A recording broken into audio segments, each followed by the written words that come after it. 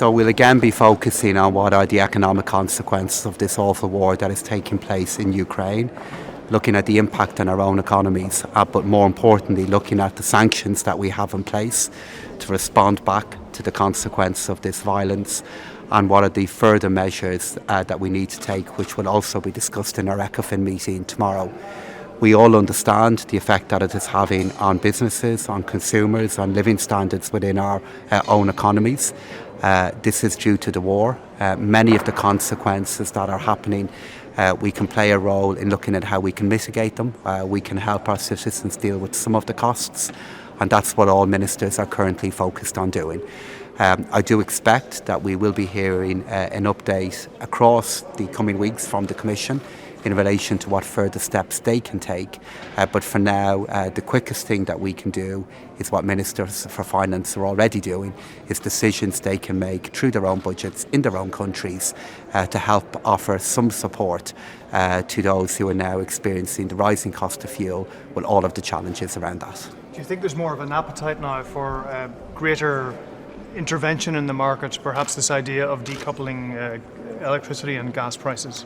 Well, I do expect the Commission will make an assessment of whether any further policies or steps are needed to help both with energy security and the affordability of energy as our challenges continue to grow in this area.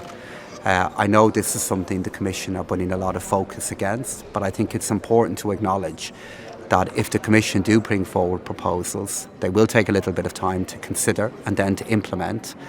And the decisions that are more capable of offering some help now are the decisions that Ministers for Finance are already making and already implementing. So in our meeting that will happen today, we will be reviewing where we are with inflation. We will be reviewing where we are with the contribution that the price of energy is making to inflation. And we'll also be updating each other on policy measures and decisions that we've put in place. So this will be considered across today and tomorrow. And I also expect this evening the Eurogroup will reach agreement on a budgetary outlook for the rest of this year and for 2023. But I would emphasise is that it's something that we will have to review on a regular basis because things are moving very quickly and we're clearly in an atmosphere of heightened uncertainty at the moment.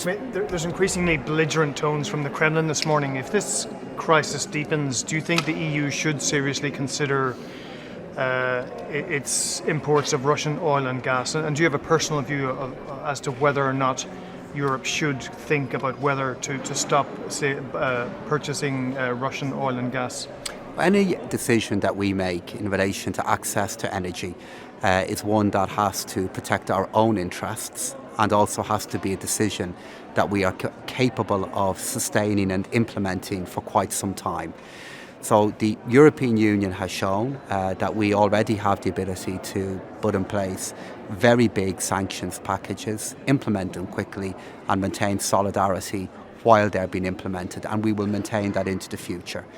We're going to assess what further actions are needed, assess the impact of our sanctions so far, but I do think we need to continue to be careful that we put in place measures in which the greatest cost sits with Russia rather than with Europe. Okay? Sir, do you already have an overview, because we know that Euro countries are not affected equally? Do you already have an overview which are the most affected countries? Well, it is the case that the humanitarian consequences of this war are being felt more deeply and more severely by some countries rather than others. And I do expect when we meet today and tomorrow that you will hear different ministers acknowledge this and talk about the impact that this is having on their economies and in their societies. But where our focus is at the moment is on how we can implement the measures and decisions that we have the ability to do. That is happening at the moment, and I know all ministers will give an update about the impact of the refugee crisis, the impact of migration, what impact that is having in their own economies at the moment. Okay. Can you just remind me briefly what measures Ireland is taking to reduce the impact of high energy prices? Well, the government in Ireland has already put in place a set of measures to try to help families, businesses, commuters with the rising cost of energy. So we've brought in place, for example, an additional payment that is going to be made this week to those who are experiencing particular hardship with the rising cost of energy.